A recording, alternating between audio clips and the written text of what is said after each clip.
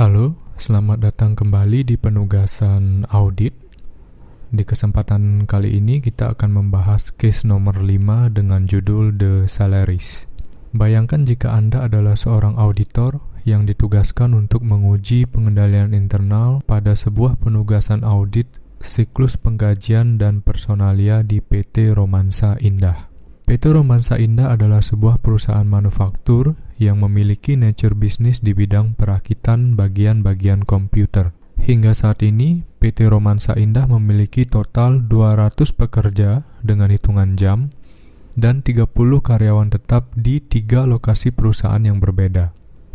Setiap lokasi perusahaan memiliki satu mandor yang bertanggung jawab terhadap operasional perusahaan. Pemilik perusahaan berdomisili di lokasi yang cukup jauh dengan perusahaan dan tidak terlibat aktif dalam operasional bisnis. 2 eksekutif perusahaan memiliki posisi sebagai wakil presiden penjualan dan seorang controller. Kedua orang ini telah bekerja bagi perusahaan selama lebih dari 15 tahun.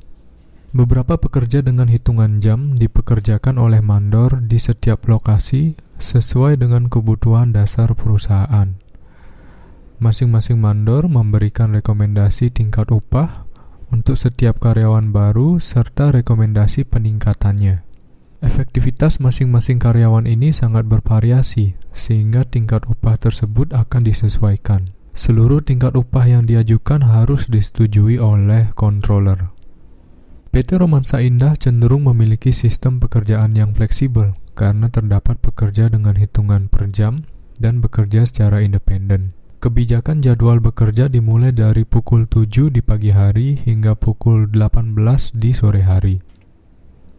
Setiap mandor memegang sebuah kartu yang mencatat waktu kerja dan nantinya dibagikan kepada masing-masing pekerja di hari Senin pagi. Beberapa kartu yang mencatat waktu ini disimpan dalam sebuah kotak dengan fitur waktu di dalamnya. Hal ini disebabkan karena keberagaman jam kerja dari pekerja dengan hitungan per jam. Pekerja dengan hitungan per jam menggunakan bantuan dari jam di kotak tersebut untuk menentukan kapan mereka mulai dan berhenti bekerja. Setiap hari Jumat, setelah karyawan menyelesaikan pekerjaan mereka selama seminggu, mandor menghitung kartu waktu yang mereka bagikan, membuktikannya dan mengirimnya dengan kurir ke kantor pusat di Jakarta. Karyawan yang bekerja di bagian penggajian menerima timesheet pada hari Sabtu setiap minggunya dan memasukkan informasi tersebut menggunakan sebuah software. Software ini juga digunakan untuk menyiapkan cek atau otorisasi deposit terkait dengan aktivitas penggajian. Cek pembayaran gaji biasanya siap untuk ditandatangani oleh controller pada hari Senin pagi setiap minggunya. Controller biasanya juga membandingkan setiap cek dengan daftar transaksi penggajian yang dibuat oleh Departemen Penggajian. Cek yang sudah ditandatangani selanjutnya dikembalikan ke masing-masing lokasi perusahaan menggunakan kurir yang sama. Para mandor kemudian mengambil cek dan mendistribusikannya kepada masing-masing karyawan. Jika karyawan yang bersangkutan tidak hadir pada saat distribusi, maka cek akan dikirimkan oleh mandor ke alamat domisili karyawan. Kecuali mandor, semua karyawan tetap bekerja di kantor pusat di Jakarta. Wakil presiden penjualan dan controller adalah pihak yang memperkerjakan semua karyawan tetap, menentukan gajinya, dan penyesuaian-penyesuaian yang diperlukan sesuai dengan tanggung jawab masing-masing karyawan tetap tersebut.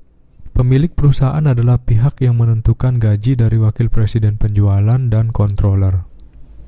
Petugas penggajian juga memproses transaksi penggajian untuk karyawan tetap menggunakan software yang sama dengan transaksi penggajian untuk pekerja dengan hitungan per jam. Perbedaannya adalah bahwa karyawan tetap digaji menggunakan setoran langsung, tidak menggunakan cek seperti transaksi penggajian untuk pekerja dengan hitungan per jam.